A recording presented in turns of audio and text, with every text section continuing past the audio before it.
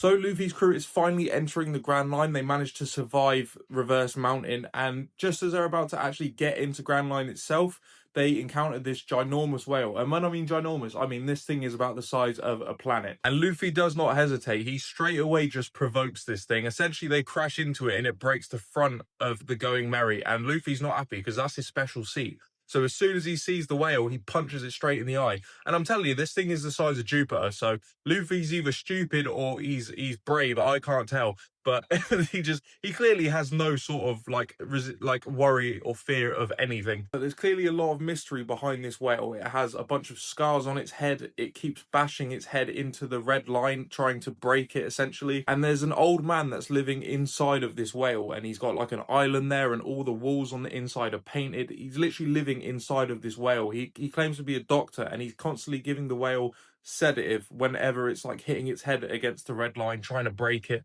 And he says that it's a whale with a human heart. He's been waiting for the same pirate crew for the last 50 years.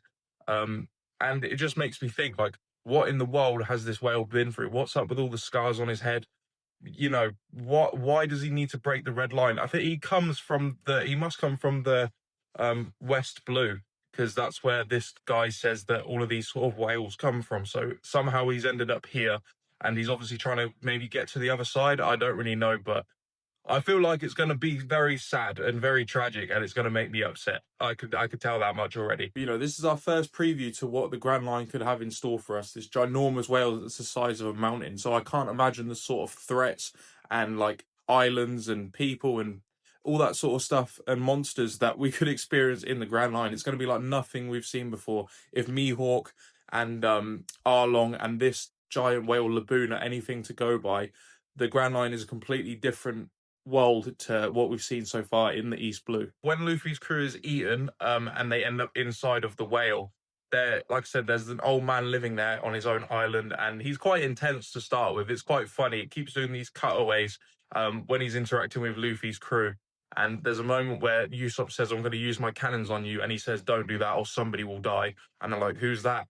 And the old man's like, "Well, me." And it's just funny. I don't know. It made me laugh. One Piece does have a really good sense of humor. It's this sort of goofy, like anime humor I love. But this old man is clearly trying to help Laboon. What are the circumstances? We don't really know yet. You know, why is he inside? Why is he helping Laboon? Is he the one that, you know, took away Laboon's organs essentially and made pathways in order to give sedative to him from the inside? I don't know. There are also a couple of bad guys in this episode called like Miss Wednesday and Number 9. And they're trying to kill Laboon in order to feed their village, but Luffy ain't having it, knocks him out pretty quickly, which, I mean, I'm happy about because fuck him.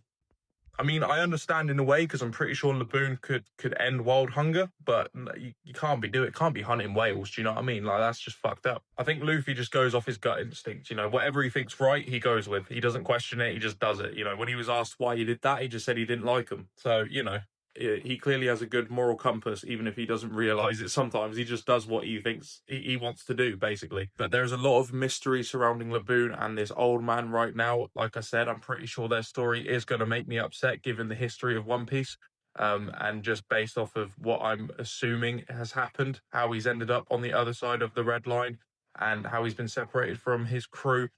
You know, maybe he got washed up in Reverse Mountain. I don't know, but I'm sure it's going to make me upset.